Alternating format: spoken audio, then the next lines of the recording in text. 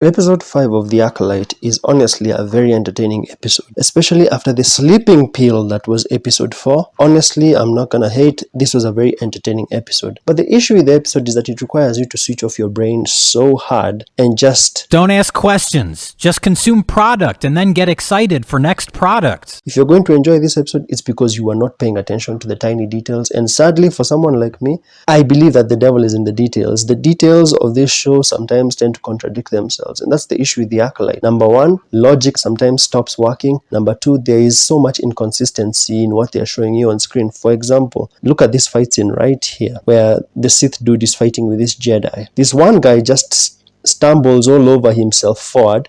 This one guy is behind him and doesn't do anything. And don't tell me that a Jedi cannot attack you from behind. There's this one girl who is seen attacking the Sith dude from behind like twice, so don't tell me Jedi cannot attack you from behind. Why would you be behind him and not do anything? What is the point?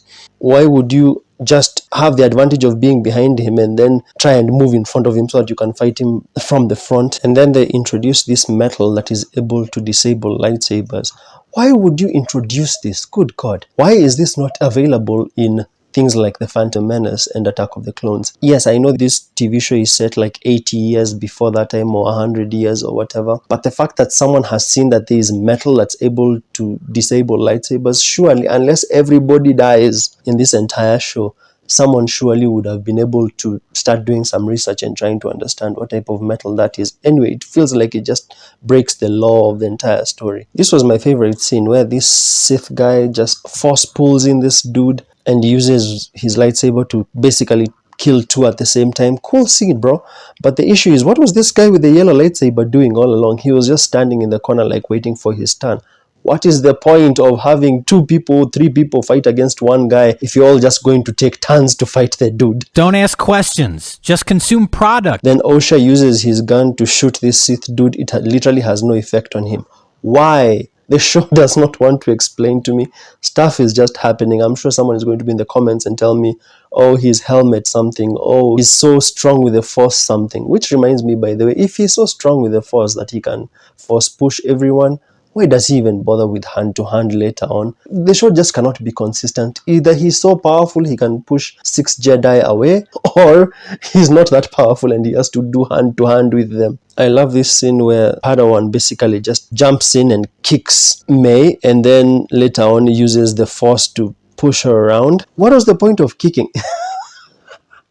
Choreography of the entire show just does not... I appreciate the entertainment, it's fine. You're entertained, you get to see people jump, kick, duel with the lightsabers, but when you think about it, even for 5 minutes, stuff stops working. The Padawan actually goes through the trouble of telling May what she did wrong and telling her you're being arrested for this and this, which obviously is not necessary. She could have just kept quiet and struggled to put some handcuffs on her. Also, can someone explain to me why Sith guy suddenly becomes all jacked? After he's revealed that he is the Ezra Miller looking dude, you ask yourself, why is it that Ezra Miller looking dude in episode 2 had this skinny flabby arms, and then suddenly in episode 4 when he's revealed as the Sith, suddenly he has these huge jacked arms that look like they belong to The Rock or something. I mean, look at that arm. That is not the arm of the guy I saw in episode 2. Don't ask questions. Just consume product. As the episode continues, you see the Sith guy trying to kill May several times. And then finally when he has her, you're like, okay, kill her. Okay, kill her now. Okay, kill her now. Okay, kill her now. You spent the entire episode trying to catch her so that you kill her. But as soon as you have her in your arm, no. Do it! Do it! No, he's not gonna do it. No, he's still not gonna do it. He's not gonna do it. Good God. And then at the end of the fight scene, we get to see Osha stick one of her droids onto the Sith's back, and then some birds fly in and sweep him away. So you're telling me that Sith guy who was able to Force push away some Jedi was kidnapped by some birds. Right. It's fine. It's okay.